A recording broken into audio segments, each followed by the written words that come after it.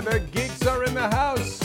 And the Geek Beat, the topic today is smart speakers. Here's two smart speakers right here. And we'll start with Ryan. Let's talk about HomePod. Yes. Now, of course, you've had these devices from Amazon and from Google for a while, but the HomePod is coming out as a higher-end audio device. In fact, by calling it HomePod, it's like the AirPod. Right. They're trying to emphasize that it's more about the sound quality than it is about its brains. And it's an Apple product. Yes, right? it's an Apple product, but it's probably one of the few Apple products I'm not exactly in a rush to get. Because? Well, first it was delayed, announced last summer. It was supposed to come out at Christmas, but it was big news when it only arrived in stores a week ago. And also because it is still pretty limited. It's really a good speaker. It's getting high marks in terms of sound quality.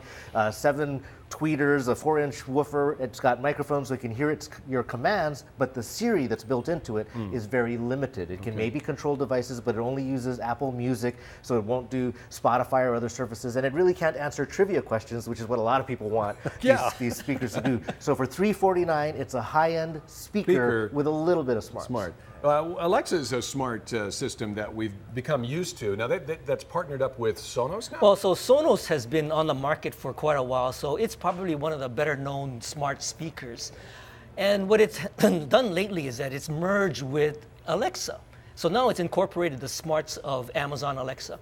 And what it's basically done is, you know, the interesting pricing, right? It's like $199 for one of them, but for 2 of them, you can get it for $349, which is really almost the price of the HomePod. Right. And what the argument is that now you can actually make separation between the 2 Sonos speakers, which gives you better sound quality. Right. Even though the HomePod has a lot more components in it as far as audio goes, the actual separation with the 2 Sonos makes it a lot more of a rich experience. Yeah, Sonos is a high-end speaker system that, you know, has been around for a while, but it's interesting that they're now getting together. And then finally, we want to talk about... Yes, so Google is trying to get into the space as well. They have the little pucks, just like you have the Amazon Dot, which is an affordable way to get into these speakers, but they have a hi-fi system called the Google Max, and it's much larger. If you think bigger is better, this might be the way to go. $399. It definitely gets louder. It also gets high marks in terms of sound quality, but it has Google's Assistant. So that's the primary competitor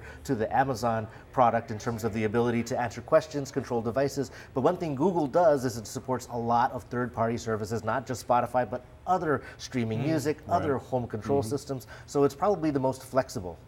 All right, you guys are on the radio, Hawaii Public Radio tonight. What's the topic? So we're going to be talking to Robbie Melton from the Hawaii Technology Development Corporation, and really what's happening is that the Manoa Innovation Center needs to kind of reevaluate their business model because UH is coming in and kind of taking it over. So a lot of the rent revenue is actually going away. So there's going to be some discussion strategies on how do they sort of prepare for the future. Well, I mean, we've talked about so many companies that have been born at the Manoa Innovation Center. Correct. So crucial, I think, to make it's an important incubation center. Absolutely. Yep. Okay, so that's on Hawaii Public Radio. HBR 1, 6:30 tonight. Okay, Bert and Ryan, thanks guys very much for being here. Check them out on the radio, and we'll be back with more Sunrise in just a moment. I don't know what I'm doing.